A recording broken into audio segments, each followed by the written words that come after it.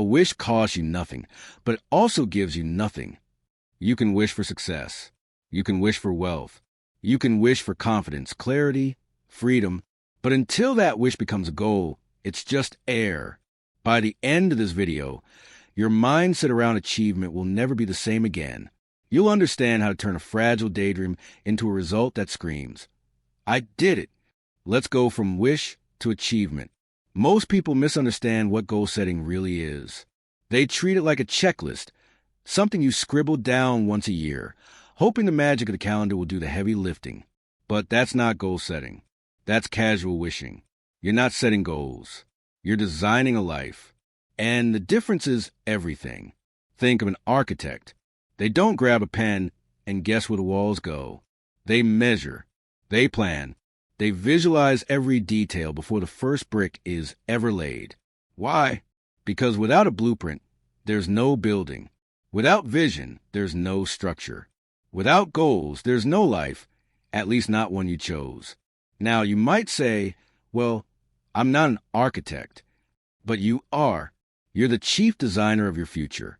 Every choice you make is a brick. Every day is construction. The question is, are you building something on purpose, or are you reacting to whatever life throws at you? Let me tell you a story. A young man once came up to me after a seminar. His clothes were wrinkled, eyes tired, hands empty. He said, "Jim, I feel stuck. I want more, but I don't even know where to begin." I said, "Grab a notebook." He looked confused. I told him, "Start writing. Write the kind of life you would live if you weren't stuck. Where would you live? What would you drive? Who would you become? And more importantly, why?" 3 years later, I got a letter. Same man. This time, a suit, a smile, and a six-figure business. The letter simply said, "It started when I designed it." You see, most people live like they're passengers. They wait for life to take them somewhere better. But life doesn't work like Uber. It doesn't pick you up and drop you at your dreams. You've got to drive. You've got to direct. You've got to design. Now here's the psychology behind it. When you design a life with clarity, your subconscious mind goes to work. It starts noticing opportunities that were invisible before. Your energy shifts. Your standards rise. Your behavior aligns. And suddenly, life starts responding. Why? Because the brain craves specificity. Vague goals produce vague results. But when you say, "I want to live in a lakeside home, write books, and wake up every morning to peace and purpose," that's something your mind can build. Design doesn't mean fantasy. It means intentional construction. It means asking, what kind of person must I become to live that life? And then becoming it. Not next year. Not someday. Now. So stop tossing goals around like coins in a fountain. Sit down. Think. Map it. Sketch the life that would make you proud to live it. Then go build it brick by brick. Because when you stop setting random goals and start designing a life with intention, that's when your days gain meaning. That's when your energy finds purpose. That's when your life finally starts to feel like yours. And that, my friend, is when the magic begins. Clarity is power, not effort, not time, not luck. Power begins with clarity. You see, the moment your vision becomes clear, your actions stop wandering, your energy stops leaking, and your life stops spinning in circles. Most people aren't failing because they're lazy. They're failing because they're unclear about who they are, about what they want, about what they're willing to do to get it. Let me tell you a story. Years ago, I met a young man named Michael. Brilliant mind, ambitious spirit. But every few months, he'd change direction. 1 month, he wanted to start a business. Next, he was flying across the country for a new job. Then he was taking time to figure things out. I sat him down and asked, "Michael, what do you want?" He looked at me and said, "Honestly, I don't know." I said, "That's your problem, not your resume, not your talents, not your work ethic. You're unclear. And without clarity, even a genius goes nowhere. See, when the picture's blurry, the mind gets anxious. It overthinks. It hesitates. It distracts itself with busyness.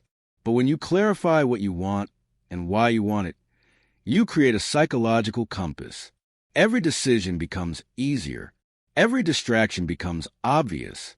Every action gains weight and purpose. Here's the psychology behind it. The brain operates like a GPS. If you don't give a specific destination, it'll keep recalculating. Or worse, it'll park. But once you lock in a destination, even if you hit traffic, storms, setbacks, roadblocks, you keep moving. Why? Because you're not confused about where you're going. Clarity doesn't just guide your steps. It fuels your fire. When you wake up and know exactly why today matters, your attitude changes. You walk differently. You speak differently. You work with conviction most people never taste. Clarity gives you edge. It gives you speed. It gives you stamina. Let's talk results. A man with average talent and crystal clarity will always outperform the genius with vague intention every single time. But clarity isn't a gift. It's a discipline. You don't find it scrolling through your phone or waiting for a sign from the universe. You find it by sitting down with yourself, pen, paper, silence, and asking the hard questions. What do I want? Why do I want it?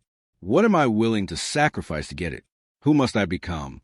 And when the answers come, write them down. Look at them daily. Let them burn into your brain until they become part of your identity. Because in a noisy world, clarity is rare, and what's rare becomes valuable. So, my friend, don't settle for vague hopes and blurry dreams. Sharpen your vision. Define your life. Because when your mind knows where to go, your steps follow with power. And when that power is fueled by purpose, there's no force strong enough to stop you. People are always chasing results. More money, better health, stronger relationships. They want the outcome without understanding the fuel that gets them there. But here's the truth. Reasons come before results. You don't climb the mountain just because it's there. You climb it because something in you says, I must. That's the reason. And the stronger the reason, the less the obstacle matters. Let me tell you a story. Years ago, a friend of mine wanted to quit smoking. He tried patches, gum, hypnosis. Nothing stuck. One night, his 6-year-old daughter came to him, coughing from the hallway. She said, Daddy, it's hard to breathe when you smoke. That was it. He threw every cigarette in the trash. Never touched them again. What changed? Not the method. Not the science. His reason got stronger than his habit. You see, results don't create motivation. Reasons do. When your reasons are weak, life becomes negotiable. You hit snooze. You skip the gym. You delay the phone call. But when your reasons are rooted in emotion, purpose, and urgency, you move. You stop making excuses and start making progress. That's not just motivational fluff. It's psychological fact. The brain is driven by meaning. If it can attach a deep enough why to an action, it will endure almost any how. That's why two people can go through the same struggle, same job loss, same rejection, same failure, and one gives up while the other turns into fuel. The difference? One had a reason. You want financial freedom? Why? To travel the world? To give your kids the life you never had? To retire your parents? If that reason doesn't make you emotional, dig deeper. Because flat reasons produce flat results. I once asked a young man, why do you want to succeed? He said, so I can prove them wrong. I said, good, but who are they? He got quiet. Then he whispered, my father never thought I'd amount to anything. There it was, pain, purpose, fuel. I told him, that reason will carry you through the nights when nothing else will. Don't chase results blindly. Build a foundation of powerful reasons. Write them down. Speak them out loud. Let them echo in your mind when you're tired, when you're doubting, when it feels easy to quit. Because here's the secret. When your reasons are strong enough, you don't need perfect conditions. You don't need motivation. You don't need applause. You'll show up day after day because something in you refuses to let go. So if your life isn't moving the way you want it to, don't blame the result.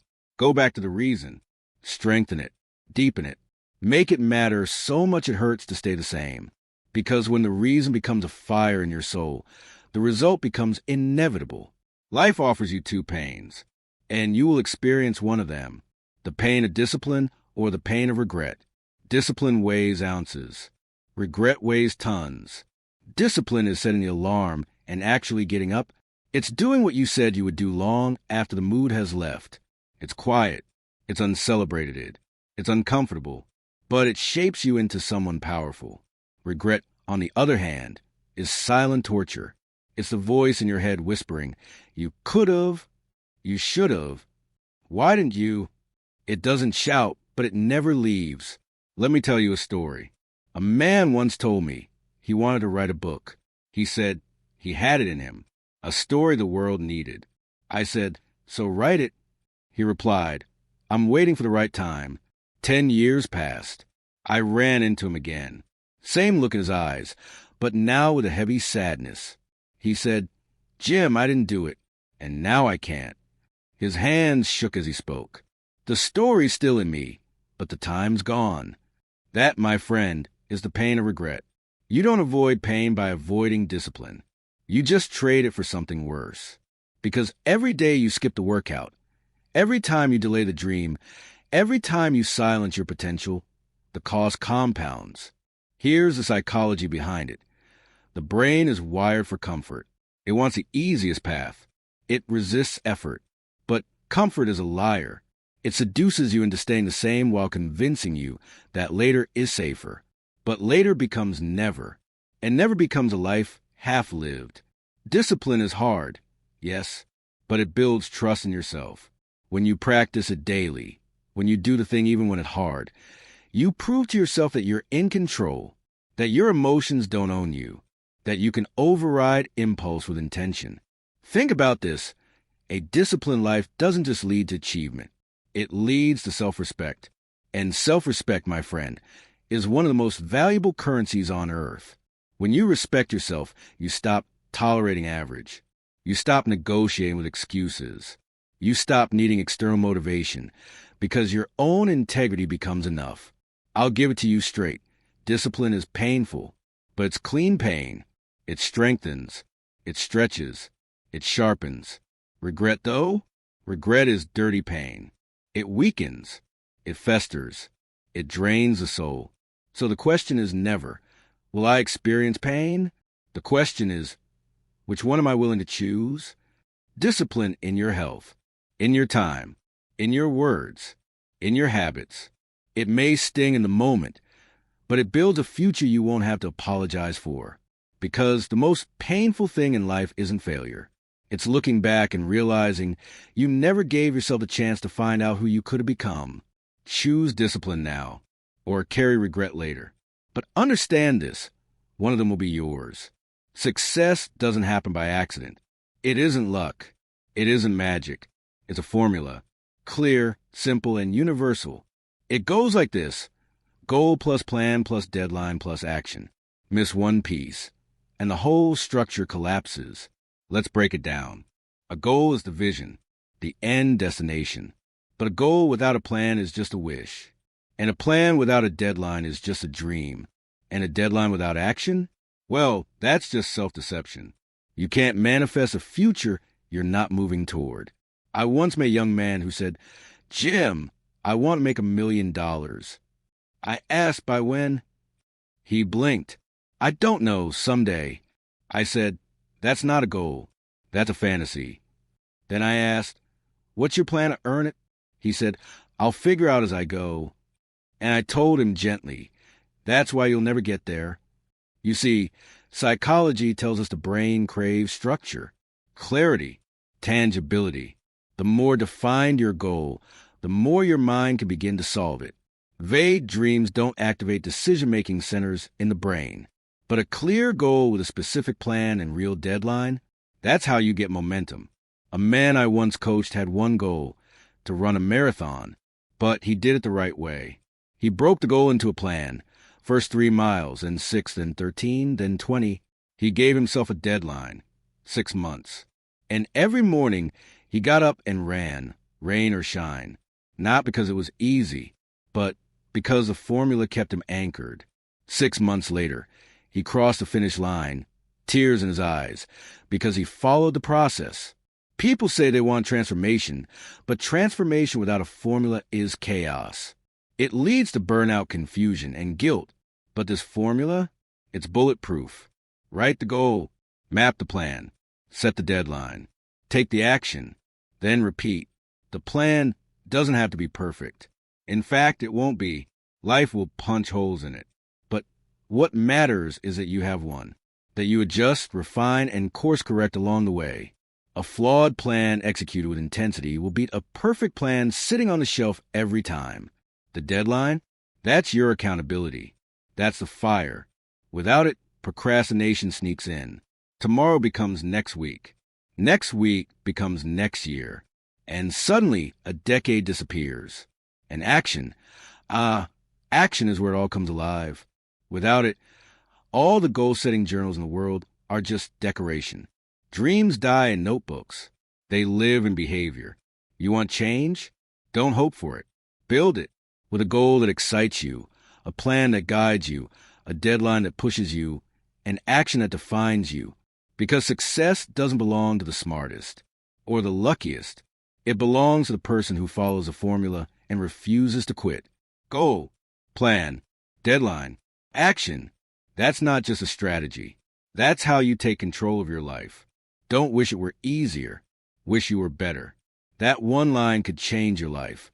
If you really heard it, if you let it sink in. Most people spend their lives hoping the world softens, that the storm passes, that the pressure lets up. But champions? They don't wait for the challenge to shrink. They rise up and grow stronger. I remember a young man once said to me, "Jim, my job's too hard. The market's too competitive. Life's not fair." And I looked him in the eye and said, "Then become the kind of person who can handle it. Because you don't get to choose your obstacles, but you do get to choose who you become in response." You see, it's human nature to want things easy. The brain is wired for survival, not success. It looks for comfort, familiarity, the path of least resistance. But that's not where growth lives. Growth lives in the struggle, in the uphill, in the resistance that forges character. When you say, "I wish it were easier," what you're really saying is, "I don't want to change. I want the world to change for me." But the world doesn't negotiate with weakness. It rewards strength, clarity, and relentless self-improvement. Let's talk about a real-world example. During the Great Depression, two types of people emerged. One group said, "Times are tough. Let's wait it out." The other group said, "Let's adapt. Let's learn. Let's create." One of those people was Charles Darrow. He lost his job, nearly broke. But instead of collapsing, he invented a game at his kitchen table to entertain his family. You might know it, Monopoly. He didn't wait for easier times. He got better. That's the mindset. When the pressure increases, you level up. When rejection hits, you improve your pitch. When life closes a door, you learn to build your own. The real victory is becoming the kind of person who doesn't need things to be easy, who isn't crushed by pressure, but forged by it. Every time you say, "Let me improve," instead of "let this go away," you win a battle most people never even fight.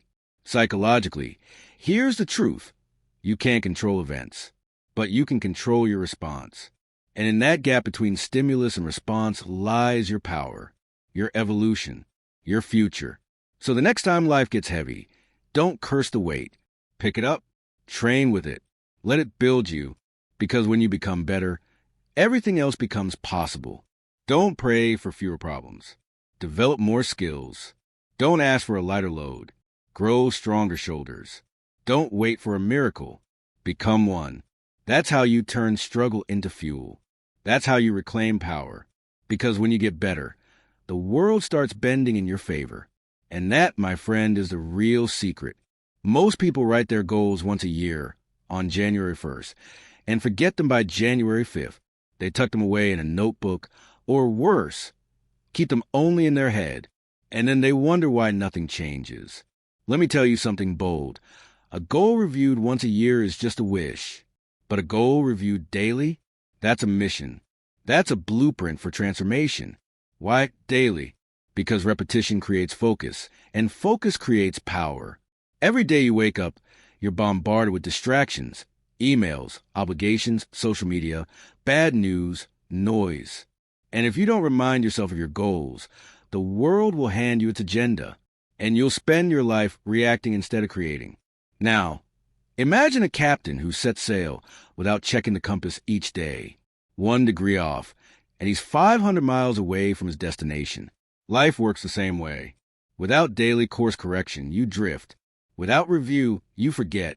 And what you forget, you can't achieve. I remember a story about a young salesman who asked me how to double his income. I said, "Tell me your goal." He fumbled. To be successful? I said, "That's not a goal. That's a vague hope. Show me your written plan." He didn't have one. How often do you review it? He smiled nervously. Honestly, never. That young man had the ambition, but not the awareness. And ambition without clarity is just motion without progress. I challenge him to write his top 3 goals and read them every morning and every night. Just that simple habit. 6 months later, he had his best quarter ever. Not because the market changed, because he did. You see, when you review your goals daily, something profound happens. You train your subconscious mind to hunt for solutions. You begin noticing opportunities you would have missed. Your brain starts filtering the world through the lens of achievement, not avoidance. It's Psychology 101. What you focus on expands. And if you don't deliberately focus on your goals, your mind will default to fear, worry, and survival. But if you feed it vision, purpose, and direction daily, you reprogram your future. Make it a ritual. 5 minutes a day. Read your goals aloud. Visualize them. Feel them. Let them charge your spirit like electricity in a storm. That 5 minutes can redirect the next 23 hours. Olympic athletes review their goals daily. CEOs, artists, top performers, they all do it. Not because they're obsessed, but because they understand the cost of distraction. So don't treat your goals like seasonal decorations you dust off once a year. Treat them like oxygen, essential, urgent, non-negotiable. If your goals matter, they deserve your attention. Daily, not yearly. Because the more often you see your goals, the harder they are to ignore, the more real they become, and the closer they move from your mind to your reality. Review them daily, or risk watching the year disappear. You can't improve what you don't measure. It's as simple and as powerful as that. People often set goals with fire in their belly, ambition in their voice, and vision in their mind. But then they go blind. No scoreboard, no feedback, no way to know if they're winning or wandering. Let me say it clearly. Success is not found in setting the goal. It's found in tracking the progress. You need a system. You need numbers. You need evidence. Because feelings lie. Data doesn't. I once worked with a small business owner who told me, "Jim, I'm working hard, but I don't think I'm getting anywhere." I asked, "What are you measuring?" He looked confused. "What do you mean?" I said, "If you don't know your numbers, your sales, your costs, your leads, how do you know if you're growing or shrinking?" The truth hit him like a brick. He was driving blindfolded. So we built him a simple system. Track every sale, measure weekly revenue, monitor customer feedback, and adjust his strategy every 30 days. Within 90 days, he doubled his income. Not because he worked harder, but because he finally knew where to aim his energy. That's the secret. Track, measure, adjust. Tracking gives you clarity. Measurement gives you feedback. And adjustment gives you momentum. These 3 are the heartbeat of all long-term achievement. Let's break it down. Tracking means you write it down. Every workout, every dollar, every hour spent. Because what you document becomes real. A dream on paper becomes a goal. And a goal track becomes a target. Measuring means you compare week to week, month to month. Did you do better? Worse? The same? If you don't measure, you're guessing. And guessing is no strategy for greatness. And then adjustment. Life is a moving target. The market changes. Energy shifts. People evolve. If you're too rigid, you break. But if you adjust strategically, you thrive. Small hinges swing big doors. One small tweak in your approach can lead to massive leaps in your results. This principle applies everywhere. Athletes study game film. Investors analyze returns. Great speakers replay their speeches. Why? Because they want to know, not guess, how they're doing. They track, they measure, and they adjust, even in personal life. Let's say you want to build better relationships. Track how often you check in with people. Measure how those conversations feel. Adjust your presence, your listening, your timing. Improvement isn't magic. It's measure momentum. You don't need to be perfect. You just need to be precise. Start small. One goal, one metric, one action step. But be relentless about the review. Let your progress speak louder than your promises. Because here's the truth. Without tracking, goals fade. Without measurement, motivation dies. Without adjustment, growth stalls. So keep your scoreboard visible. Keep your metrics honest. Keep your adjustments smart. Winners don't hope they're improving.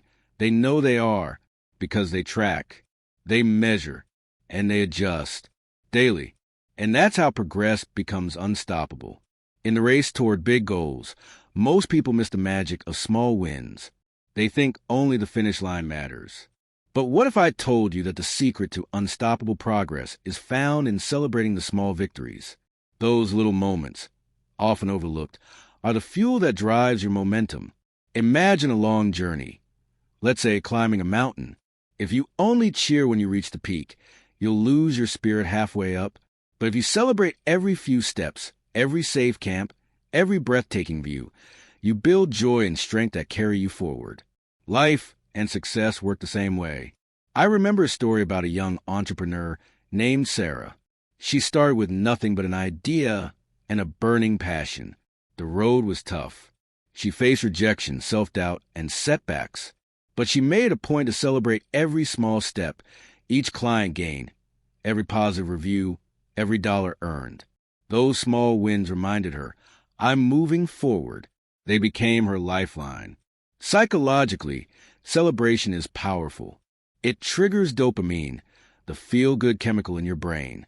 Dopamine fuels motivation and reinforces behavior. When you celebrate a small win, you tell your brain, this feels good, let's do more. That's how habits are built. That's how champions are made. But many people ignore their small wins. They discount progress because it's not enough. They focus on the gap between where they are and where they want to be, never stopping to acknowledge how far they've come. That's the fastest way to burnout and discouragement. Success is not a giant leap. It's a series of small, consistent steps. And celebration is the bridge that connects those steps to your heart. When you celebrate, you honor your effort, your courage, your persistence. Take the example of Thomas Edison. When inventing the light bulb, he didn't dwell on 1,000 failed attempts. He saw each failure as a small win, proof that one more step brought him closer. I have not failed, Edison said. I just found 10,000 ways that won't work. That mindset turns struggle into celebration. You don't have to throw a party for every small win, but do recognize it. Write it down. Tell a friend. Pause and feel proud. Gratitude for small progress creates a feedback loop of success. Small wins build confidence.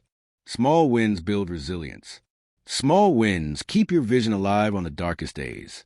So, don't wait for a big trophy to celebrate. Celebrate when you wake up early. Celebrate when you say no to distractions. Celebrate when you finish that chapter. Make that call. Send that email. Because each small win is a brick in the foundation of your dream. Each one says, I'm capable. I'm growing. I'm winning. And when you string enough small wins together, the impossible becomes inevitable. Celebrate small wins. They are your victory's heartbeat. They are the secret sauce that keeps your fire burning. Never underestimate the power of a single step forward, because when you celebrate the small, you pave the way for the big. When Hernán Cortés landed on the shores of Mexico in 1519, he gave an order that shocked his men. He told them to burn their boats. There would be no retreat, no turning back. They were committed fully irrevocably to the conquest ahead. That is the essence of total commitment. That is the lesson. Burn the boats. Commit 100%. This story echoes through history because it reveals a profound truth about human nature. As long as we have an escape route, a fallback plan, a safety net, we hesitate. We hold back. We play it safe. We entertain doubts. We entertain what-ifs. But the moment you remove that safety net, the fear of failure transforms into the courage to succeed. Commitment is not a light switch. It is a furnace, burning away the old excuses, the comfort zones, and the half-hearted attempts.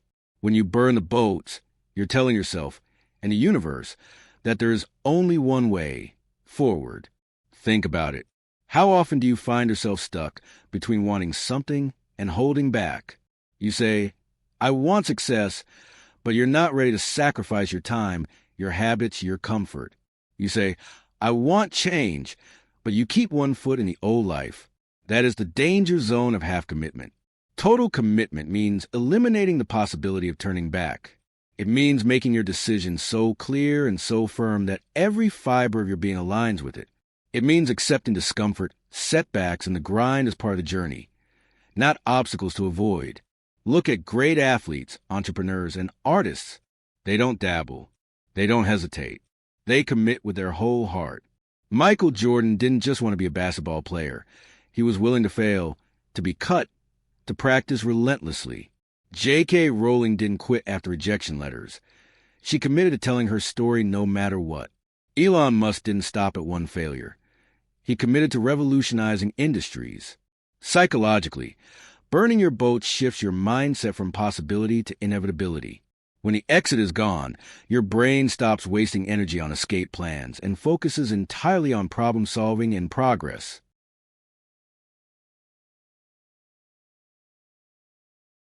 Commitment is a catalyst. It propels you past fear, past doubt, past procrastination. But here's the catch. Burning your boats requires courage. It's scary. It's vulnerable. It demands you face uncertainty without a backup plan. That's why most people don't do it.